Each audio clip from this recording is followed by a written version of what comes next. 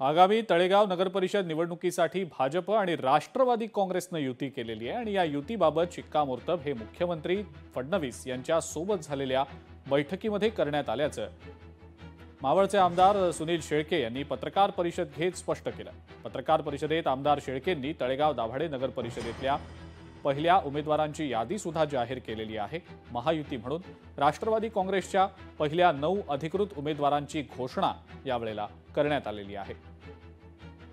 तळेगाव दाभाडे नगर परिषदेच्या निवडणुकीमध्ये महायुती म्हणून निवडणुकीला सामोरे जात असताना संतोष हरिभाऊ दाभाडे हे महायुतीचे उमेदवार या ठिकाणी असणार आहेत।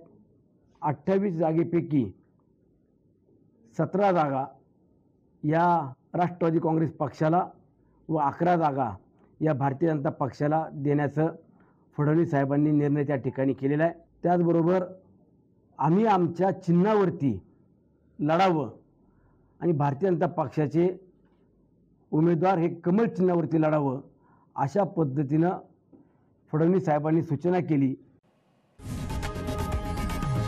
लोकशाही मराठी ऐका, पहा, जागरूक रहा।